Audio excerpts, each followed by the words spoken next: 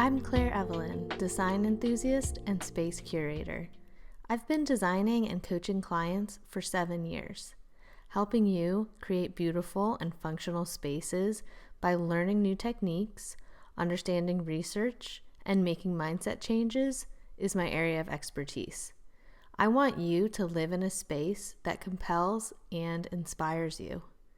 I created the Spaces Speak podcast to facilitate discussions about higher purposes in design and how anyone can integrate intentional design into their daily lives to improve their habits, routines, and reach their goals.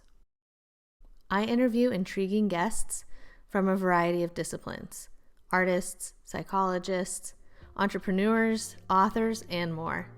Anyone who has knowledge to share to help people redesign their space and transform their life. Before we dive in, I want to tell you about my free design quiz. The quiz will help you figure out not only what interior design style suits you, but also how to get started executing that style in your home. Just head over to trimspaces.com and the button to take the quiz is right there on the homepage.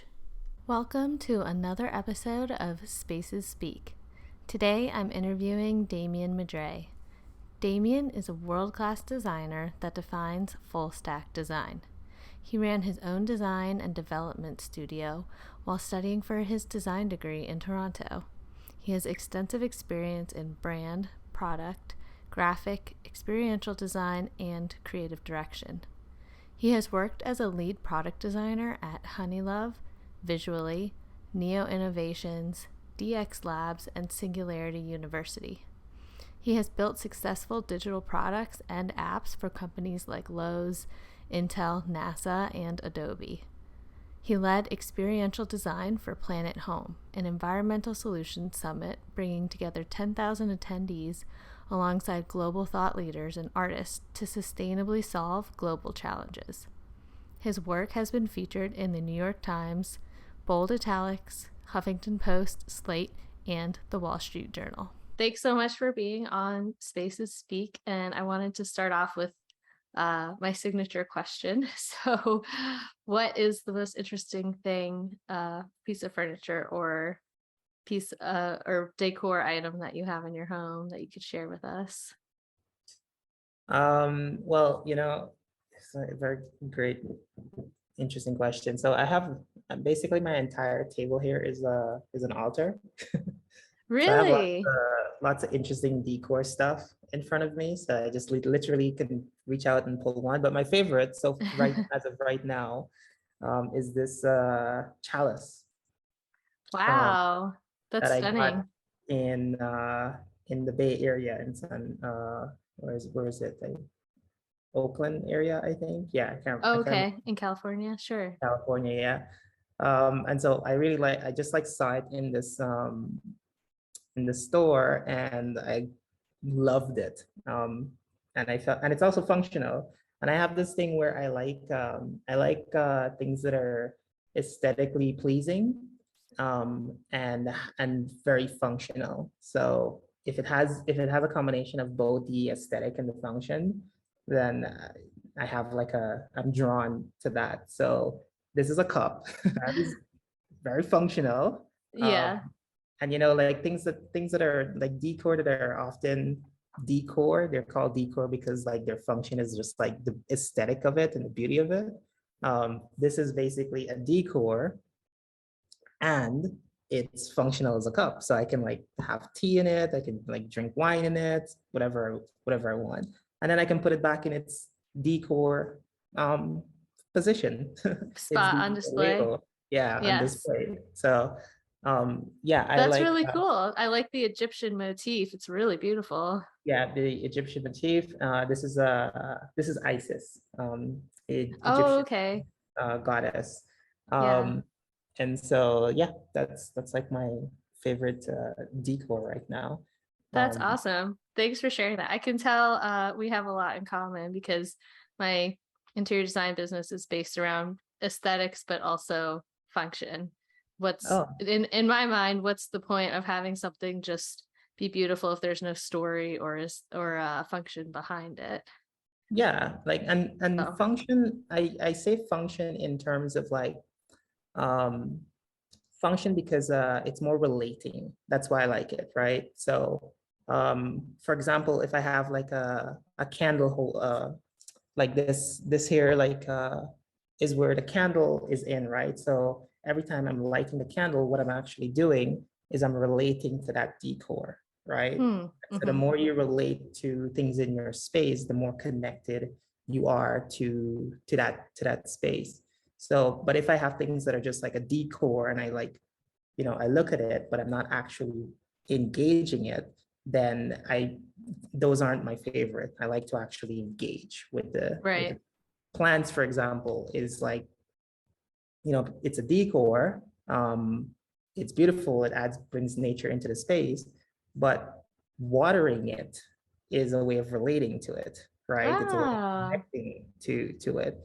caring So for it. Yeah, I never caring thought for of it. that. So, and so now you're like caring for the space. You have a relationship. So yeah, I just think of things in the ways of like when I say function, it's really because I'm thinking of like, yeah, it gives me an opportunity to relate to that object, to interact with it, thus giving me a more meaningful connection. And then over time, that connection becomes the story, right? Of, oh, this time I had it here. This is this party that I went to with this chalice, you know, like, you know, my hat has gone through all of these journeys with me. So if I lose my hat, I'm not just losing a hat. I'm losing Right. a part of me because I relate to it all the time. Like my hat, for example, you can't see, but if you see, it's like it's it's got like a whole little altar thing going on up here. And Yeah, yeah. these are all things that I can use. I can pull it out and I can use them at any given time. Oh, that's cool. Is that a little piece of wood? It's Palo Santo. What's that? Palo Santo is like an incense, but Oh, okay. it's from nature, and usually it's used in for some in ceremonial purposes, Mm-hmm. and it's good for clearing, specifically I think calling in good energy. And sage, for example, is used for clearing energy. I typically have sage in my hat as well too, and you use one is for clearing and one is for calling in um, Ah, good interesting. energy. So those are things that I just like have in my hat and I can use it at any time I want. Right, right. Yeah, this all makes a lot of sense going along with your ontological design background. I was reading up on it. I was not familiar with it, but I read your article. It's fascinating, just the philosophy of you design a space, but it's also reflecting back and designing you. And it's probably through that interaction that you're talking about, right? Yeah, yeah, exactly. It's very much true to interaction. My favorite example of ontological design is so this here, you know, this chalice, you know, I'll hold it like this, right? And then you have this glass, and I'll hold it like this, you know. And so there's a difference in how I'm holding these two things, and so that difference comes about as a result of like how they're designed. This has Mm, this little thing here that I can hold like this. This has like a more solid grip, right? So they're shaping my behavior. Um, and so you think about it in a simple context of a cup, but then you kind of like scale out and start thinking about it in terms of like your iPhone and your laptop and the environment that you're in, you know. And ontological design is really, it's an old premise. Like we all know that our environment shapes us, but I hmm. think we forget that, and we don't consider that when we create something, it's in Right. turn creating us through our behaviors. Yeah, I think it often people don't consider that when, like you said, when designing um, products, spaces, they're just focused on maybe sometimes just the aesthetics and not considering the bigger picture, the longer term. How is this gonna, what's this relationship with me and what I'm designing? Where's that gonna go? Yeah, and then you macro it out, right? Like everything we design will shape the individual behavior. Mm-hmm. But then when that thing becomes popular and you have, 1 million, 100 million, 1 billion people using that thing, then now you have behavior at scale. And when that happens, then you have culture, right? So, for example, before the iPhone, there wasn't really selfie culture, right? Then the iPhone Right. came out and you have a whole culture gave birth, and now you have the selfie culture. And then that culture in turn creates other behaviors, right? And so it becomes like this um, exponential feedback loop from Mm, this one thing. And that feedback loop is something that's hard to break out of once it's in place, right? Because you have a lot of people engaging with it. The iPhone isn't the first selfie photo that was taken. People took photos with normal camera of themselves. It's just like true. it wasn't easy to do, and a lot of people didn't have access to cameras, and so it wasn't something that's ballooned into its own culture. What do you think it was about the iPhone that made it into such a culture thing? Just the ease or?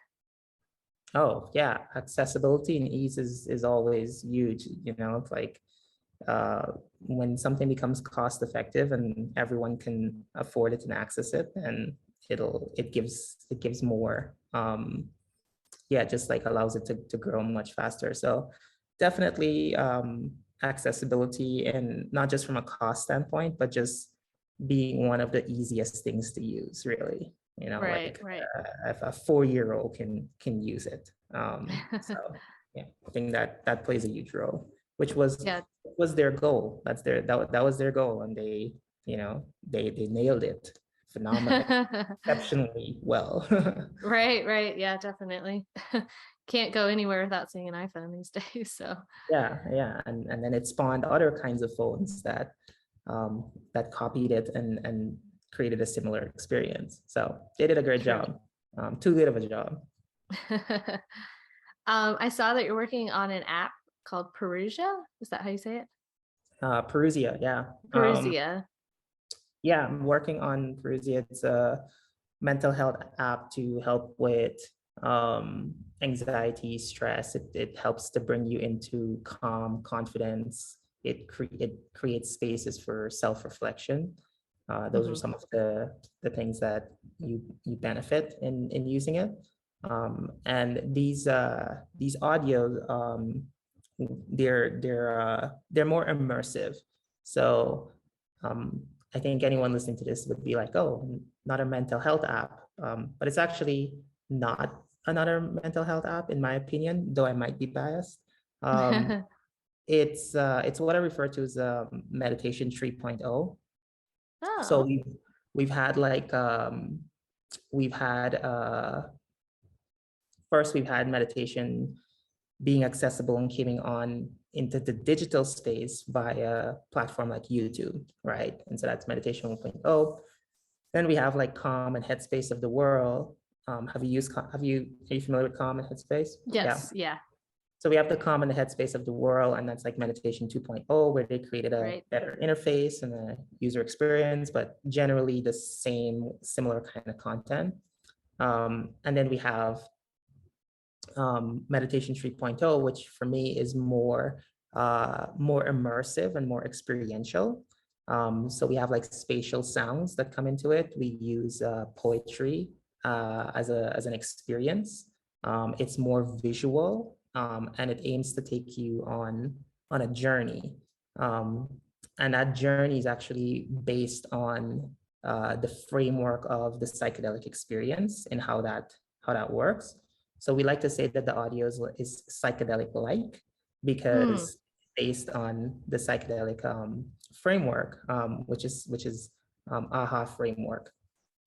And so, yeah, that's a little bit about like what we're doing and how we're going about it. I don't know how deep you want to go into it, but that's the As deep as you want, but I'm curious what your thoughts are on sounds or voices, stories that you're listening to, auditory. information, how does that affect your experience compared to visual? And are you going to incorporate anything visually, or is this meant to be solely like auditory information? We're starting with auditory for now. Visual is a very common request. Everyone asks Really? about visual, and everyone wants to know why audio and not including visual. And my response to that is actually simple, and it's something that you're familiar with. When you think about music, for example, and you have an experience with music, do you need visual for that experience? No. No, because generally sound is something that is able to take you into an inner space, the inner realm, right? Now, if you think about sound, and you think about the ears, and you think about the design of the body, the eyes are looking outward, so it's an external experience, right? Sounds are coming inward. It's an Ah, internal interesting. experience. So just by the makeup and the design of the body, you can tell the different types of experience that these two things do, right? One is looking out and bringing information in. One is listening out and bringing information in, but the design of it is like very different. One is more internal, one is more external. There's a ratio difference to it. But going even further than that, I would say that when you close your eyes and you listen to a beautiful sound, it has the power to bring you into the inner realm, into your own inner space. And so the reason that we are leaning more into sound is because if we want to have healthier mental and emotional well-being, then we need to connect more to our inner spaces, not our external spaces. We're already overwhelmed with the amount of external information in the world. So, Yeah, very true. I advocate for like, you know, closing your eyes or taking a moment and just like really going inward. And you don't even have to close your eyes, but really just having the practice of like going inward. And I think sound does a better job than that. There's a Sufi story that goes along the lines of we all know the story of like when God created humans. He had like this we had this clay body, right? And they breathed it into it. And this, as a Sufi story goes, is like God has this clay, and then there's the soul. And so God is asking the soul to go into the clay to become human. And the soul is generally freedom, like it's a source of being free, right? And that's just like its essence. And so the soul saw the clay body as a prison. Oh. And then God asked the angels to sing their songs. And when they sang the song, the soul changed its mind or changed its position and went into the clay. And as the story goes, is that the soul didn't go in because of the sounds of the music necessarily, but because the sound activated the fact that the soul is sound, right? That process made it easier for the soul to like go into the clay and become human. So the premise of the story is that our soul is effectively sound, right? Interesting.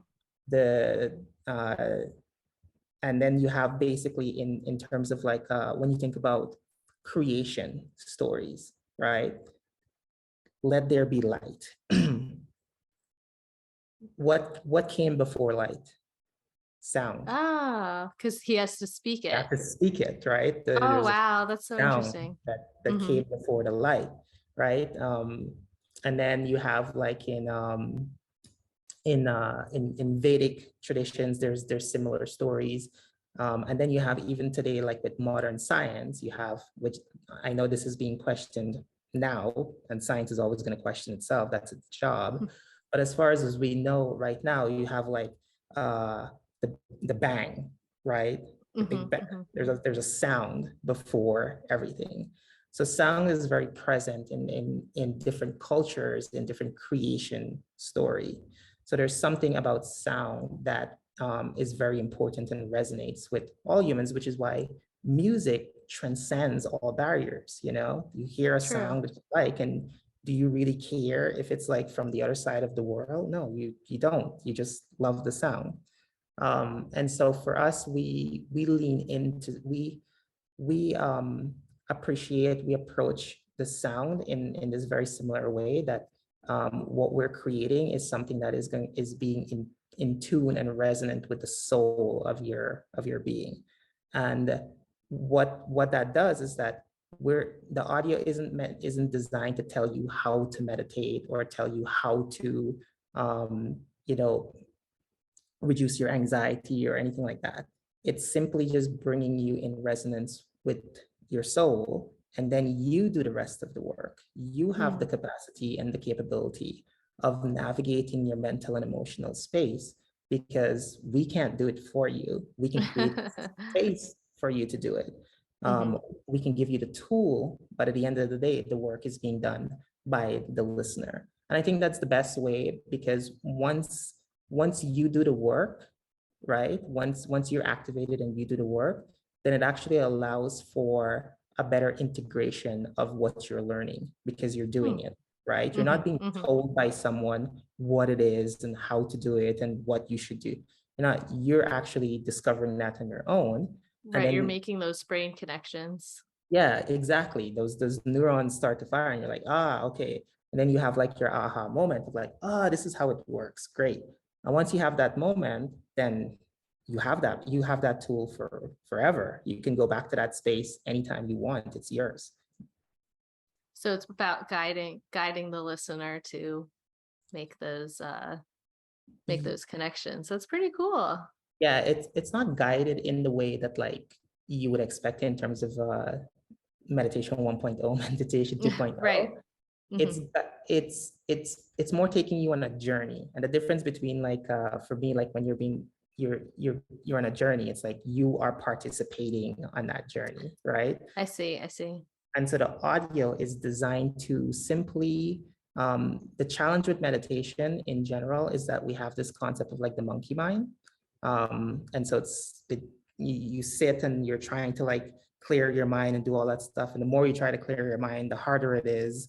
You're like, I can't clear my mind. How do I clear my mind? So what we simply do is we create this journey to entrain the mind, where we give the mind something to focus on, which is the journey. And then the mind is taking you into what we call a pocket of spaciousness. And in that pocket of spaciousness is where we hope that you get the aha moment of like, oh, this is what meditation is, right? Because we've been able to like entrain the mind, as opposed to like telling the mind to be clear. Right. I never could understand. That's not how I learned meditation. I would listen guided meditation and they keep telling me to clear my mind. And I'm like, I would get frustrated and annoyed. I'm like, you're telling me to do something, and every time you tell me to do that thing, the more it's actually happening, right? Right. Like it's not working. And so right. Because you don't know how to do it yet. Yeah. No, I don't know how to do it. And the only way that I learn is when I actually stop listening to the traditional guided meditation. And I just like sat and allow my mind to go where it needs to go, where it wants to go. And the only thing I had to learn how to do is not to attach or hold on to the thoughts that I'm having, but just let them come and go, let them pass. And eventually it gets to a point where the mind just like lets everything go. And that's what the guided teachers are trying to get you to do, but they're not necessarily, I don't necessarily agree with how they're getting you to do it. Right. So you're working on a better way. So other than using the journeys, the meditations to reduce anxiety, how or do they also apply to trying to focus? Like if you're trying to accomplish something, if you're trying to focus on work, you're not necessarily anxious, but you're having trouble focusing. Is there a journey for that? There's there's atmospheric and instrumental sound that is meant to help you feel more connected to nature. We haven't really honed in on the focus for work pro- productivity kind of thing as yet. And I don't know if we will, because there's actually a lot of like products, there's a lot of apps out there doing that already. Oh, really? Okay. And so there's a lot of like this generative atmospheric instrumental music that's really good for helping you focus. And I think there's really good products and companies doing that, which is great. My like the mission of for our company is to connect to self, others, and nature. So we're Hmm. really very much focused on connecting. And the way that I want people to like sit and listen to nature sounds, for example, before they fall asleep. Like that kind of stuff is where we're at. Um, and the reason for that is, I think fundamentally a lot of the challenges we have in society stems from the fact that we're disconnected from ourselves, each other, and nature. And so how do we create spaces where we can start cultivating these connections again, right? And before we connect to nature, before we connect to others, it's important that we connect to ourselves. And then we go out from there. I also do think that you can connect to nature, and nature will bring you into connection with yourself. That's definitely true.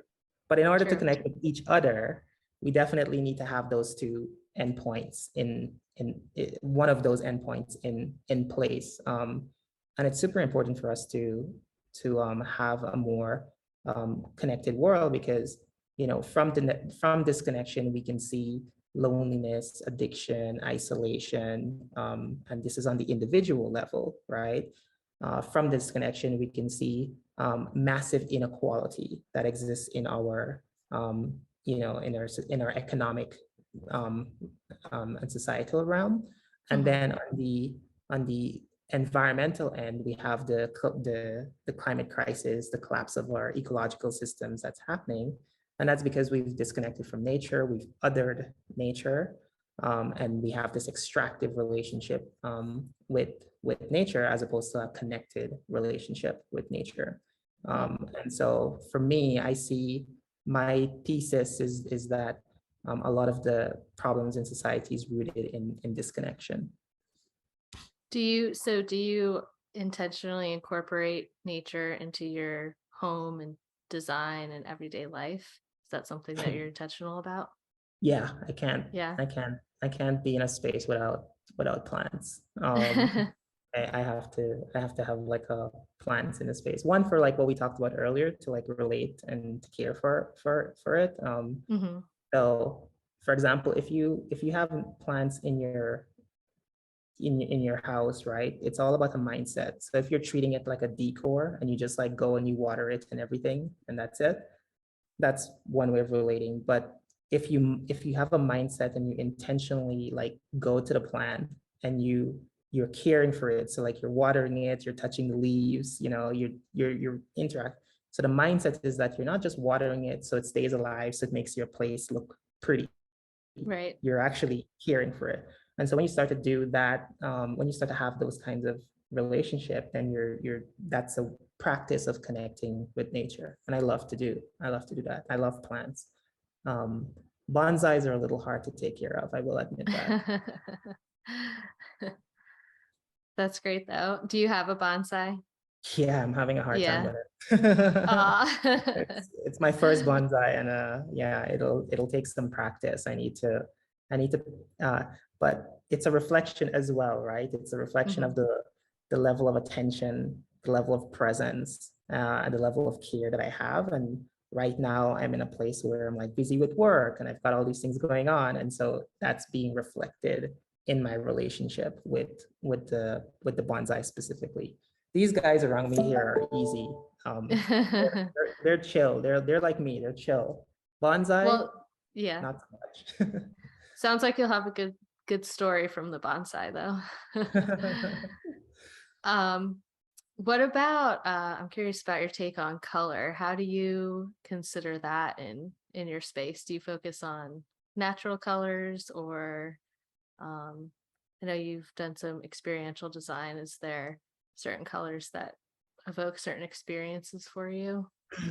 So when you say color, I think the first thing that comes to mind is like color on the wall, Hmm. um, and maybe textures and stuff like that in the space, and all that's important. That's important to me. I pay a lot of attention to it, but what I really pay more attention to and I obsess over is light, which is color, Yes. right? Right. Hmm.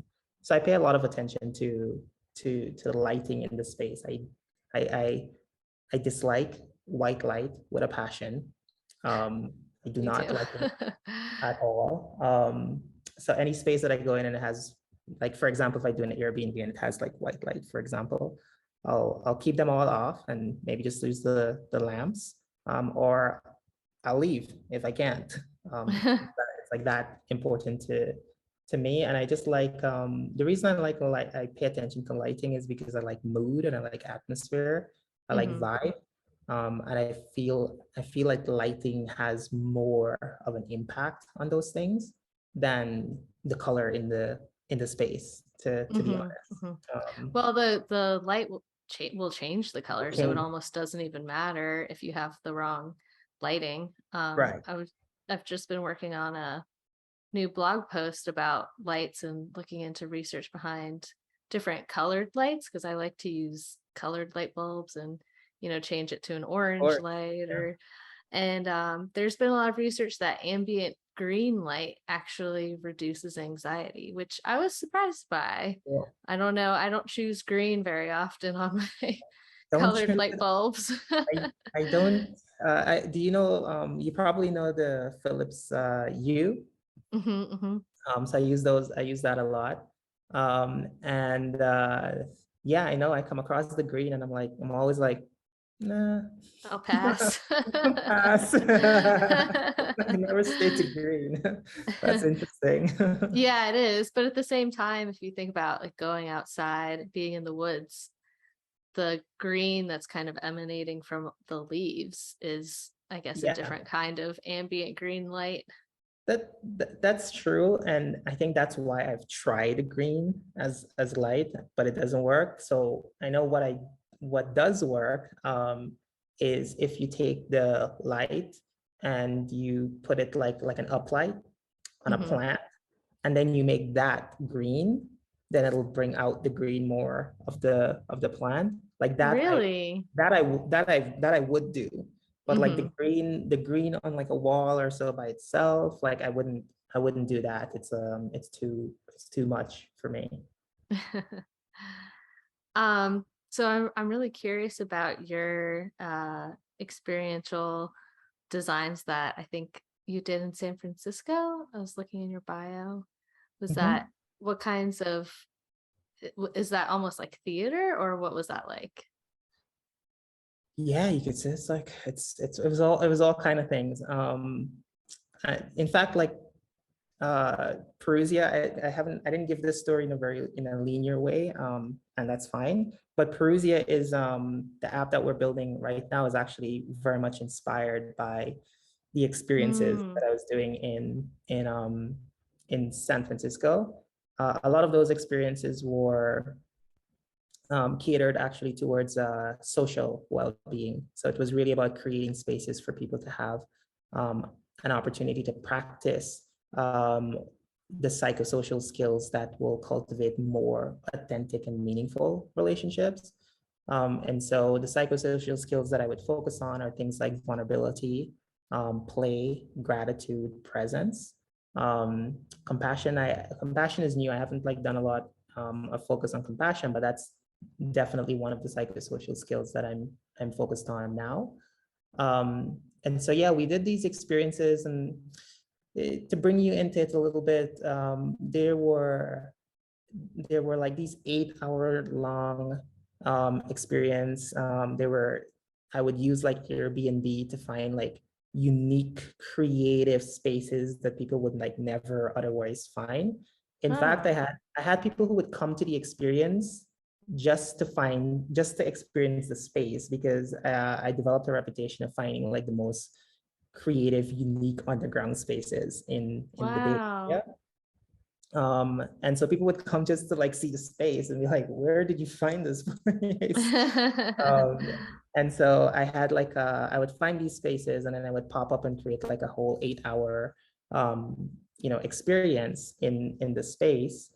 And it would just go from like you'd start out and we'd have like a food experience, for example. So it'd have like a chef come in and we'd create like this amazing uh, food experience where it's like it's very much like it wasn't like over the top. It was like very simple buffet style, but people would come to it and they'd pay like $50 to come. So they don't expect the quality of food that they're gonna get. So that's the experience, right? The experience isn't necessarily about the food.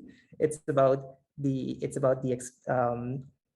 about the expectation that they might have and operating outside of that expectation, right? And doing that in a very like pleasurable way, of course. And so they have like these really amazing food. And then we'd have like local artists and talent from San Francisco come perform and play. So we'd have like live music. And again, with the expectation thing, people would think, oh, it's $50. It's going to be like a party with some music. But we'd actually have like really top of the line musicians and artists that was really good. I'm a curator, so I would find like exceptionally good talent. And so people would be like, you'd be sitting here and the musician is like literally right in front of you and you're having this mind-blowing performance. And so a little bit of it is like people can't believe the quality of the experience they're having and how intimate the experience is, because the type of talent that I would have is talent that deserves to be on like a massive stage, and oftentimes would be on massive stages, but I would get them to come into this like intimate 50-person experience. And so I was just basically like constantly exceeding expectations, just constantly exceeding it. And that would basically create this vibe and this atmosphere. And then we would open the experience up to where there's no performance or anything. You've kind of like been through all of the activities, and then it opens up, and then people just like talk and converse, right? So I would essentially use art as like this massive epic icebreaker, and then after that, people would have like, if you don't have anything to talk about after any of that, then something is wrong. You got something. It's on you. It's on you. You got something to talk about. And also what we would do is these experiences, what I would do is like, I create like micro experiences, right? So what would happen is that you have 8 hours and I create a series of micro experiences. And what I was doing is that any meaningful relationship that you have is based on shared experience. The more shared experiences that are created, the deeper the connection. So I would have like strangers. These are people who don't know each other. It's just like a regular thing. And so we'd have like 50 people who don't know each other. Some people know each other. And the goal was by the end of the night, people feel like they have a connection with everyone because they went through these series, this sort of like meme of micro experiences. So if you've been to a festival, you can think of it as like a festival, like condensed into a space. And that's essentially would create a really cool environment. How many people would it be at the same time? Like I would do like 50.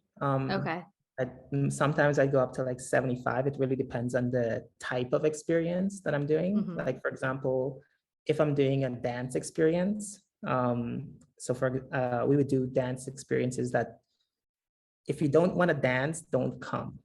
So you're coming to dance. You're not coming to like stand and watch people dance. Right. And I'd be very clear about that. This is a dance. This is a dance thing. And there was actually no space. There wasn't like a lot of space for like sitting and stuff like that. And we'd have like a dance floor. The coolest one I did there actually We had the dance floor, and then I had like a tea lounge set up outside Ah, as well. And so people could like sit there and take break and get like some tea in their system and just like chill for a bit and then go back to dancing. So something like that, I would go for like 150 people. mm-hmm. Because oftentimes with events, when you do 150, maybe 100 will show up, right? Right. So that happens. So I would do like 100, 150. If all 150 people come, amazing, more the merrier.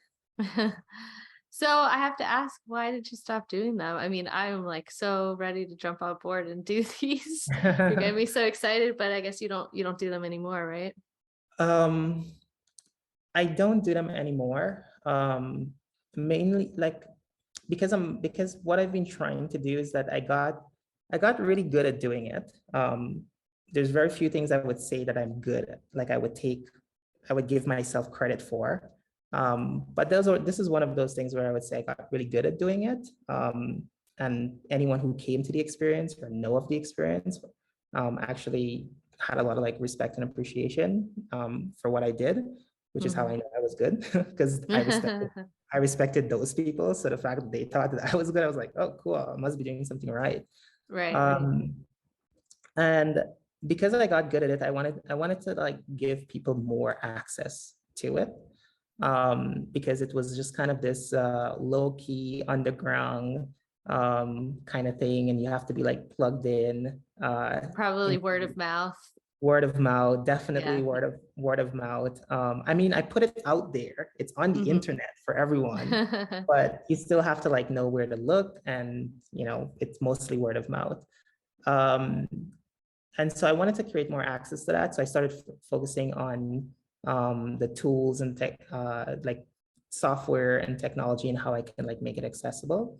And that's what Parousia is about. So the experiences that I create Ah, in Parousia's audio it's sort of like it's a texture of that. It's really and so now that I have Perusian audio, eventually I'm going to actually go back to doing these pop-up experiences, but I'm going to do it through the context of Perusia, which ah. is more story driven, more character based, way more immersive. There's a consistent look and feel to it.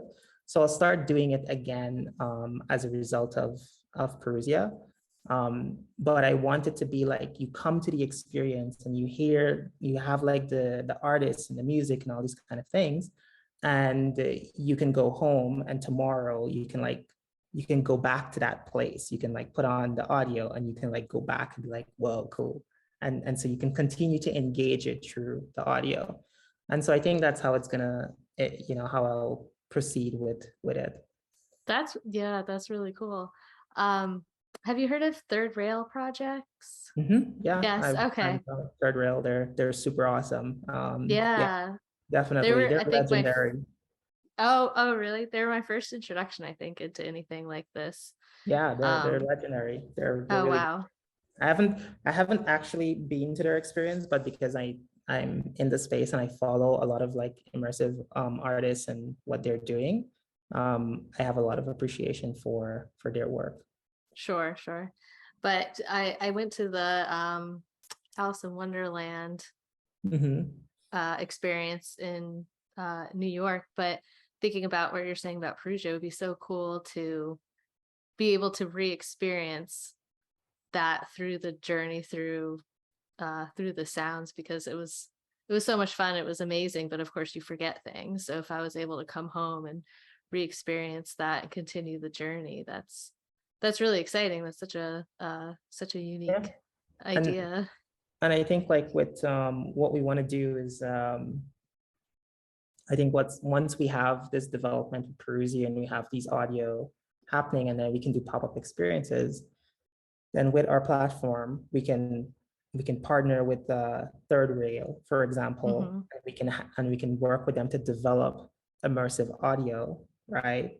And that could be on our platform as well.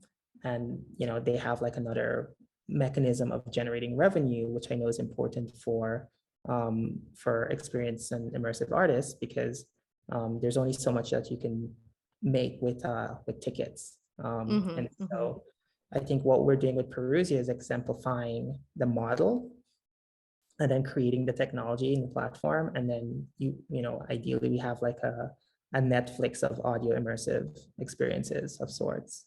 So you can go to the experience and then you can be like, okay, cool, I want to reconnect with the experience that I have. And then you can like listen to it as well. So we're going to start doing that with Parousia. That's awesome. What I'm not sure where you are in the development is, do you have sort of a timeline on it yet? Yeah. So for anyone listening, you can sign up to our MVP at perusia.world.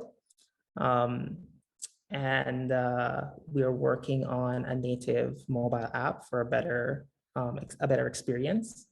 And right now, the MVP, if you can be patient with us, is not like it's not like Calm. It's not like a seamless mobile experiences yet. And as a product designer, I am ashamed, but we're working on having a better mobile experience. But in the meantime, you can actually sign up and listen to some of the audio on our MVP. Oh, great. Okay. So it's already available. That's wonderful. Yeah, it's out there. Well, uh, just want to give you a chance to let people know where else to find you. Um, Yeah. Where else to find me? I am. Connect with you, experience you. Yeah, you can find me on Twitter.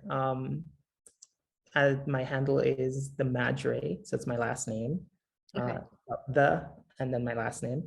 So at the Madray. That's probably the best place to find me these days is on Twitter. I'm somewhat active on Instagram, but generally wherever you want to follow me, it's the same handle that you'll find me. Got Um, it. and then I definitely suggest going to my Medium as well, which is that's a link hopefully can be shared in the description. But like Absolutely. Medium, I recommend going there to read. I haven't written in a while. I'm interested in and needing to create space to come back into writing, but there are some pieces in there that I still think so far like I read them and I'm like, still ahead of the curve here, still ahead of the curve. But no, I wrote those articles because it's a way for me to like document my thoughts, and Hmm. then I can go back to it and read it anytime. So I actually like wrote it for myself, and I think other people find it super helpful. So I definitely say that if you want to learn more about me, that's a good place to go because it's a lot of like my thought process. Yes, I think I mentioned I read your one on Mhm. ontological design. I would highly recommend it for anybody listening. It dives Yeah, into the culture thinking and behavioral design that we discussed, and yeah, for somebody who had never heard those actual terms before, but maybe thought kind of about that philosophy, it was yeah. eye-opening. It changed your perspective on things just to understand those concepts. Amazing. Yeah, and So the other one that I put a lot, like if you want to understand Perusia and what I'm doing and how I think about it, uh, the role of experiential design in a disconnected world is also a good read because it actually talks a lot about like my process and my frame of thinking for hmm, designing experiences. yeah, Yeah. sounds like it. Yeah. Well, Thank thank you. you so much, Damian. This has been such an interesting conversation. I was so happy to get to talk to you, and looking forward to your new experiences. Put me on the short list for when they Awesome. come back out. Will do. Will do. Okay. Working and thinking about it. The space has emerged and grown a lot. So if I do something and when I do something, I want it to be at a certain caliber. So Hmm. I'm slowly working towards getting there. And in the meantime, you can listen to the audio journeys and get a sense of the texture and quality and the experience of Perusia. Yes, I absolutely will. Yeah, thank you. Appreciate it. All And if right. you have feedback, do reach out and let me know, because we're early, and we're now Sure. starting out. So feedback is always helpful to anyone who wants to give. One question for you. Would you recommend listening to them with headphones or a speaker? Yes. I definitely recommend headphones Okay. for an intimate experience. Mm-hmm. And then it's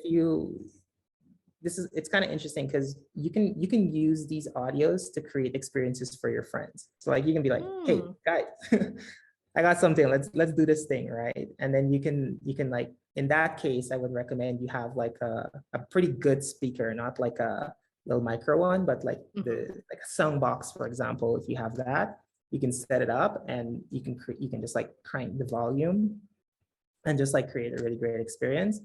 Um, Thanks for having me. This Mm-hmm. has been a pleasure.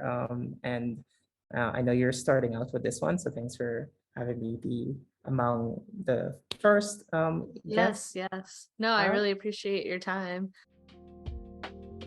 Be sure to check out the complete show notes for today's episode at trimspaces.com/spacesspeak. The notes include a link to the YouTube video of the episode, the full guest's bio, links to connect with them, a summary of key ideas from the episode, and a photo of their favorite piece of furniture or decor.